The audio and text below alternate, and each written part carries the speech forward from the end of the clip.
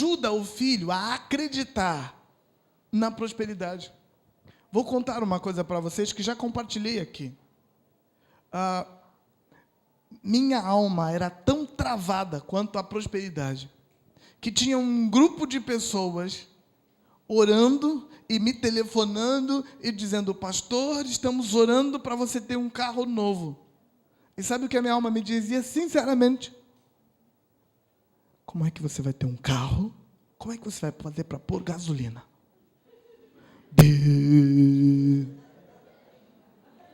Você está entendendo? Trava. Ora, se vai aparecer recurso para botar um carro novo na garagem, não vai aparecer para pôr gasolina no carro. Mas a noção que eu recebi de prosperidade estava errada. Oi? Limitadíssima. Mas essa limitação não foi escolha minha. Eu recebi do meu pai. Eu me lembro, 7 anos de idade. Meu pai saía para o armazém. Lembram do armazém? Lembram? Quem lembra do armazém? Ele ia para o armazém. Adivinha quem ele chamava para ir com ele? Eu. O caminho entre o armazém era o caminho mais longo de toda a minha vida. Porque durante todo o caminho do armazém, o meu pai ia me dizendo quão desgraçada estava a vida financeira dele e como ele estava sofrendo para sustentar os 7 filhos dele, incluindo eu.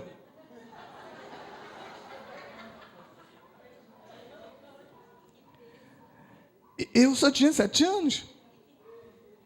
Então o meu pai me fez acreditar que prosperidade é um elemento raríssimo que quase ninguém tem, e que as pessoas que têm não estão dispostas a dividir. E por muitos anos eu acreditei nisso. Mesmo amando a Deus, servindo a Deus, caminhando com Deus, sendo sustentado por Ele, minha alma estava presa.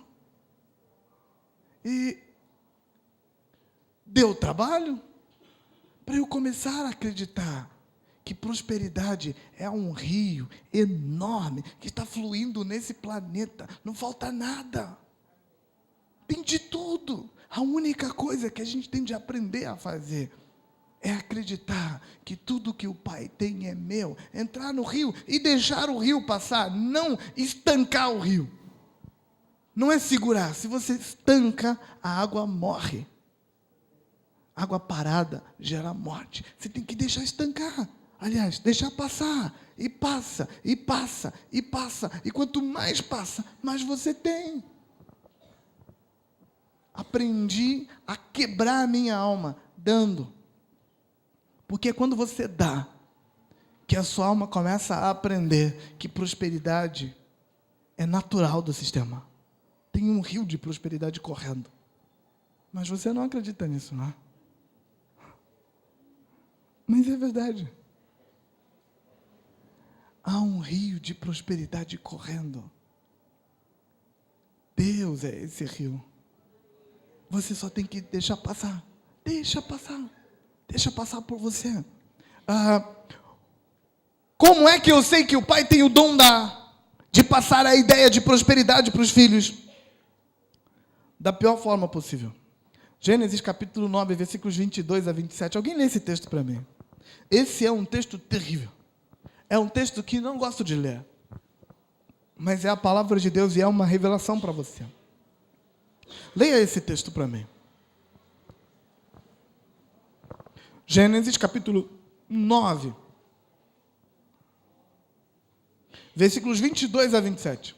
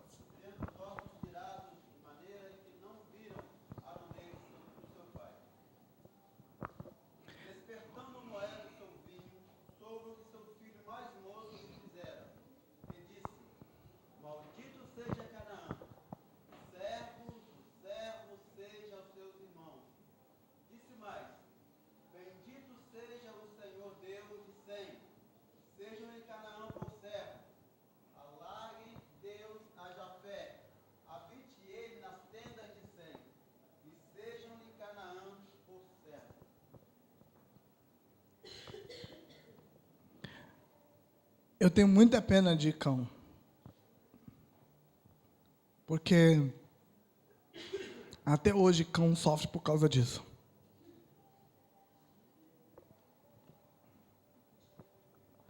Noé não era o melhor pai do mundo, mas ele era o pai de cão.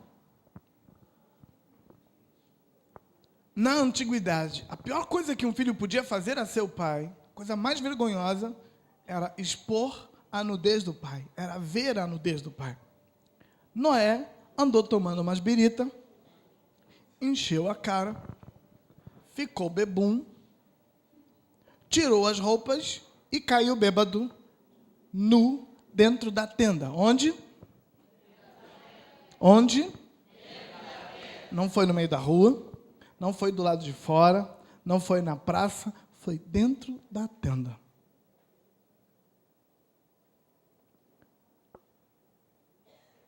Cão. E amanhã de manhã nós vamos falar dos filhos cão. O filho que quer descobrir a nudez do pai. Esse filho não tem pai. Porque ele precisa mostrar a nudez do pai para se promover a pai. Significa que ele não tem pai. Mas vou falar disso amanhã. Cão abre a tenda do pai. Ah, te peguei. Seu paizinho fajuto, se é de nada, descobri sua nudez, eu vi. De vez em quando eu tenho uns filhos assim. Entra na minha tenda, olha pelo buraquinho e fala, ah. Normalmente eu abro a tenda para ele ver mesmo. O filho precisa entender que pai, para ser pai, não precisa ser perfeito, só precisa ser pai. Só isso. O que cão faz? Ele sai dali, depois de ter visto a nudez do pai dele, em vez de, sabe, aquele lance do boca pequena? Não fez. Chamou os 2 irmãos, fez uma festa. Gente, eu tenho que contar para vocês uma coisa terrível. É o bochicho do dia. Não tem o pai? Tá lá, pelado. Vão lá ver. Bendito seja aqueles 2 rapazes, porque eles não foram ver a nudez do pai. Eles pegaram um edredom, sabe, daqueles comprados nas Americanas, 10 vezes sem juros. Cada um segurou de um lado e foram entrando. E foram entrando. Entraram na tenda e cobriram o pai. Depois que está tudo coberto, então eles viram e olham, papai está protegido. Beleza. Cão a tenda e fica na porta para cão não entrar mais. E quando o papai acorda, ó, pai, vou te contar um negócio aí, sabe cão? Ele fez isso, isso, isso e isso. A ira de Noé subiu. E Noé abriu aquela boca grande dele e disse, cão, você vai ser escravo. Você nunca vai prosperar. Nada vai dar certo na sua vida. Virou para Jafé. Jafé, bendito seja você e o seu Deus. E cão vai ser seu escravo. Virou para Sem. Sem, bendito seja você em toda a sua terra. E cão vai ser seu escravo. Cão foi o colonizador da África.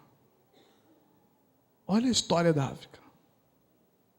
Quanta desgraça, quanta pobreza, quanta... E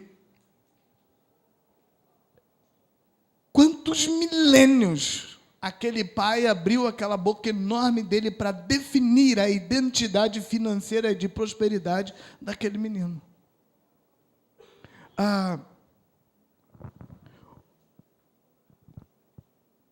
A bênção financeira, ela está ligada a você parar de viver pela circunstância e viver pelo que você acredita. Bênção financeira não está ligada a oportunidades. Não, não está. Não, uns são ricos porque têm oportunidades. Não, uns são ricos porque acreditam. Outros são pobres porque não acreditam. Porque, irmãos, oportunidades boas e ruins acontecem na vida de todo mundo. Na vida de todo mundo. A questão é que aqueles que conseguem acreditar acima das circunstâncias, ele enfrenta os desafios e a vida financeira dele dá certo. Hoje não tem, mas isso é só um detalhe. Alguns especialistas fizeram uma pesquisa e eles chegaram à seguinte conclusão: se pegasse o dinheiro que está na mão dos ricos hoje e passasse para a mão dos pobres e deixasse os atuais ricos sem nada, ele disse, alguns especialistas se uniram para dizer que em 4 anos o dinheiro tinha voltado para a mão dos ricos e os pobres estariam pobres de novo. Porque não é uma questão de ter e de não ter. É uma questão de identidade. Sabe por que geralmente os judeus são ricos? Porque o pai de um judeu sabe fazer ele acreditar que a riqueza do mundo flui para a mão dele. Então, quando um judeu está pobre, sem nada, passando fome, passando necessidade, ele ainda acredita que a riqueza do mundo está indo para a mão dele. E você pergunta, cadê a sua riqueza? Ele diz, é só um detalhe. Porque ele acredita. Quando disse para você que para mim era uma dificuldade enorme acreditar que Deus fosse me dar um carro zero por causa da gasolina. Eu não estou brincando, isso não é uma piada. Minha alma estava profundamente amarrada e eu sabia que ela estava amarrada, mas eu não conseguia sentir de outro jeito, era o que eu sentia. Meu sistema ficava preocupado. Tinha um monte de informações sobre prosperidade aqui na minha cabeça. E eu estava cada vez mais buscando essas informações, porque eu sabia que o que eu sentia estava errado. Mas dá trabalho quebrar o que o pai planta na cabeça do filho sobre prosperidade.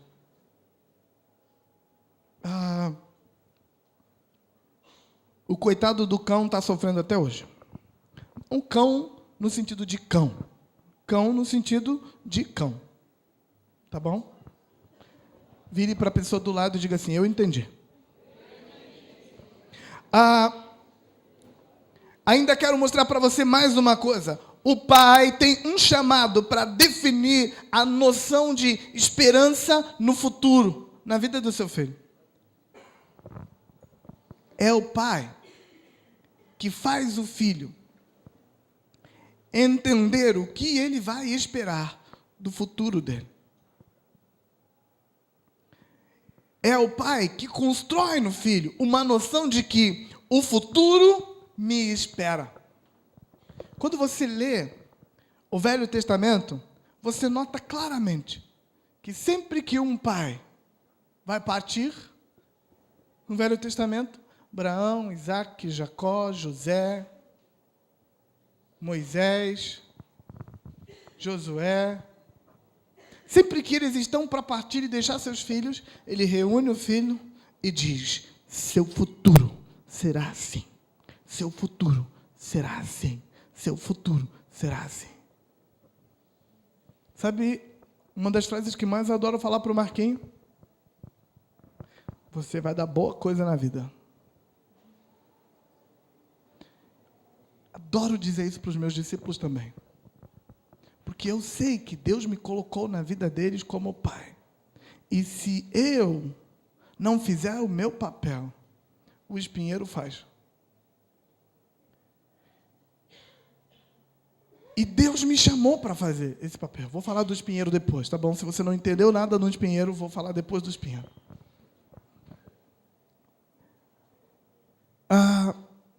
Quando Jacó está chegando nos seus últimos dias, ele reúne seus 12 filhos e diz, Gênesis 49, 1 e 2, que ele disse para os seus filhos, venham cá, que eu vou te dizer como será seu futuro. Pastor, isso não é adivinhação? Não, isso é dom de pai. em ação. O pai tem o poder de definir o futuro dos seus filhos. Não tem aquela menina que cresce com o pai gritando: você vai ser prostituta, sua nojenta, você... O que acontece com ela no futuro?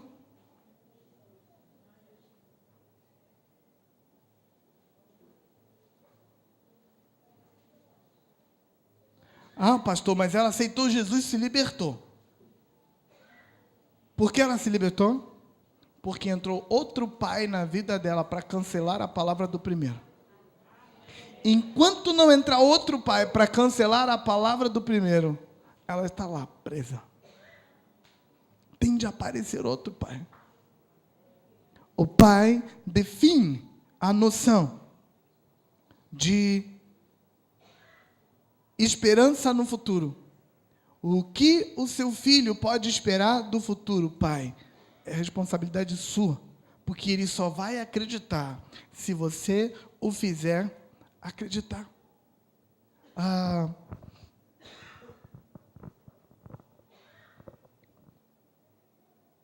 Essa falta que o pai faz fica bem entendido em Isaías capítulo 22, versículo 21 e 22. Eu quero mostrar para vocês um princípio espiritual nesse texto.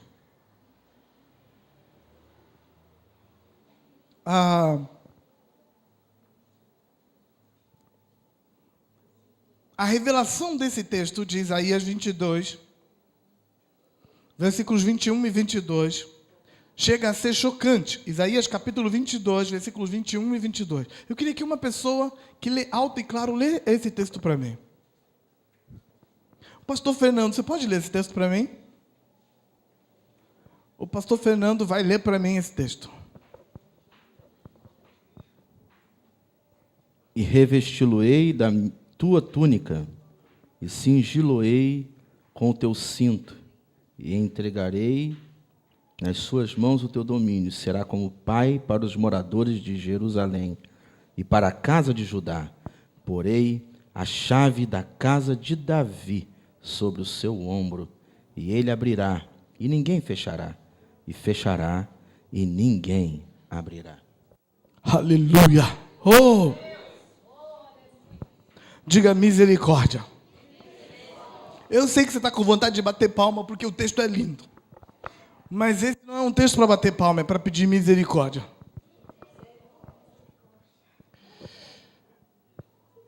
Porque a chave da sua vida está na mão do seu pai.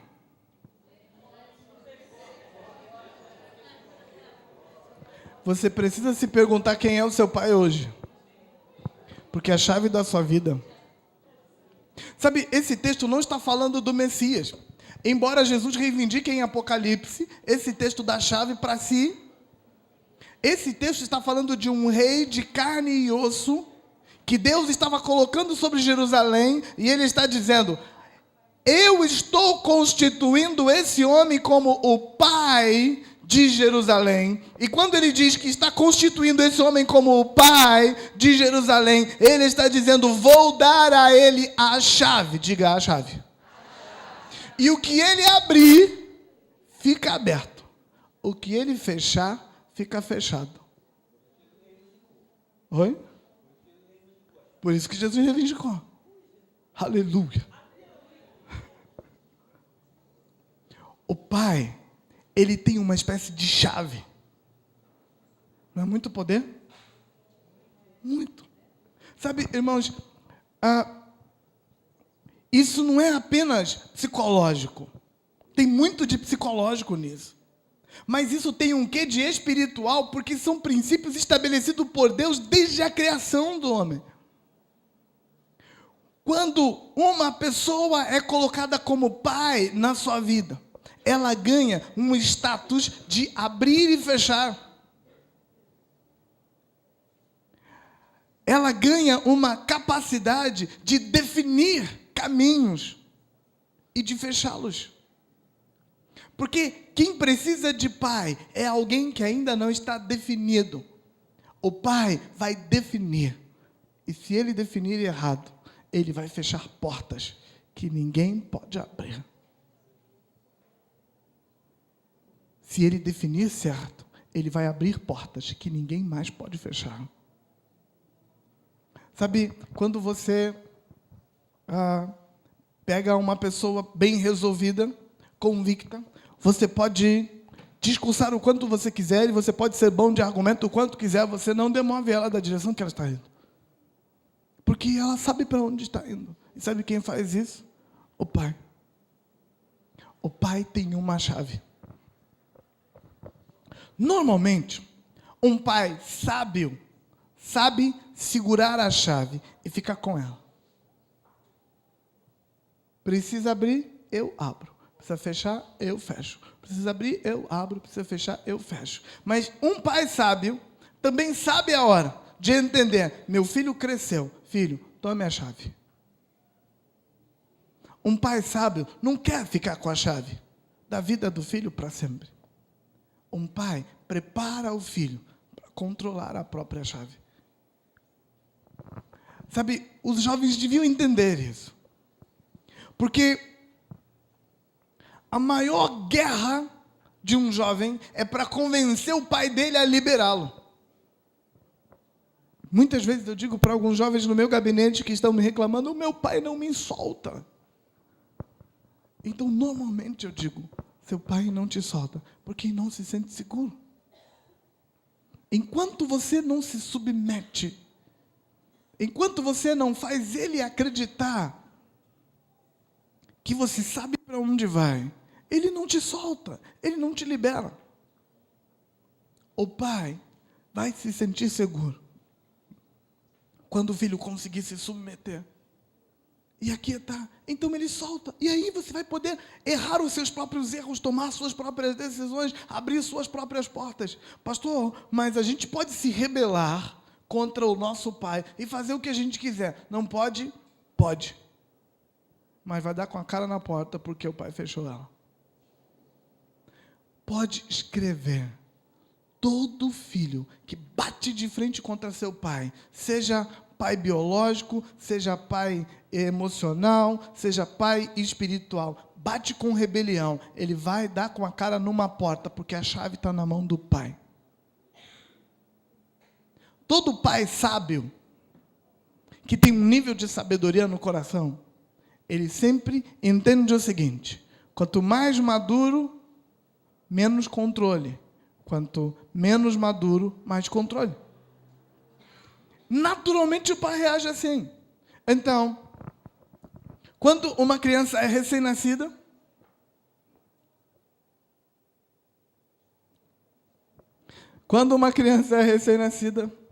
estou me sentindo no encontro.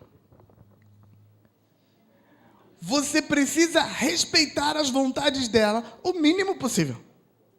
Então ela cresce um pouquinho, você respeita mais. Ela cresce um pouquinho, você respeita mais. Quando ela entra na adolescência, você vai soltando as rédeas na medida em que ela amadurece.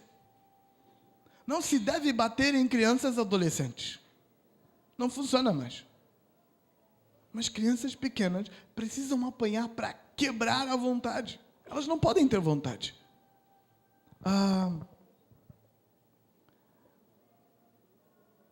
Na medida em que ela cresce, o pai vai soltando e dando para ela a liberdade de governar a própria vida.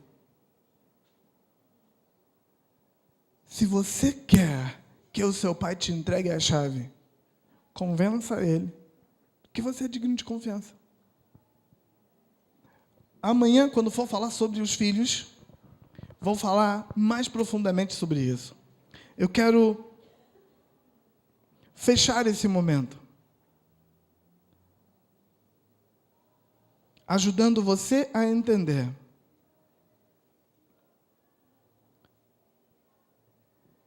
que quando se trata de Deus e quando se trata de seu pai espiritual, da pessoa que Deus colocou na sua vida para tapar as lacunas emocionais que seu pai deixou, você não deve ter pressa para pegar a chave de volta. Quanto mais pressa você tem, mais portas fechadas você vai encontrar. Mais você vai dar com a cara na parede. Então, quer um conselho de amigo? aprende a confiar. Aprende a acreditar nessa frase. O Pai sabe. Eu quero orar com você. Quero ministrar a sua vida. Hoje à noite, eu quero separar um tempo para você deixar Deus achar as lacunas que o seu pai deixou na sua vida. E hoje à noite, nós vamos separar um tempo para você deixar Deus preencher essas lacunas. Vamos ficar de pé.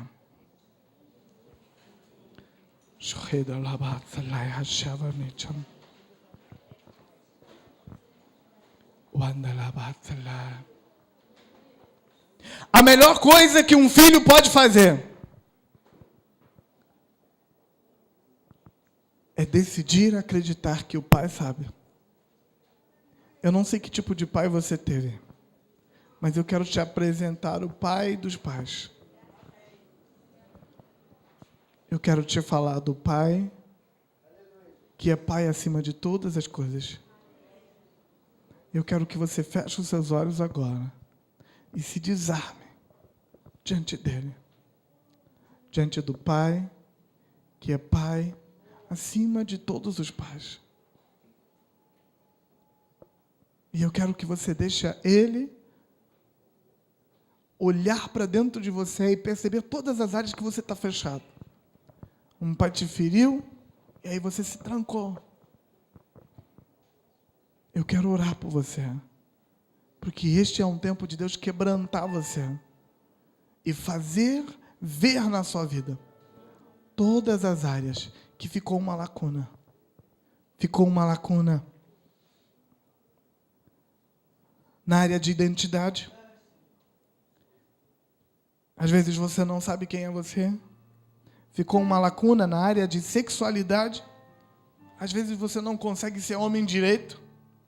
Às vezes você não consegue ser mulher direito, porque a sua noção de sexualidade ficou confusa. Ficou uma lacuna na área de segurança. Você não consegue se sentir seguro nem quando tudo está seguro, quanto mais quando tudo está inseguro. Ficou uma lacuna na área de disciplina. Você não aprendeu a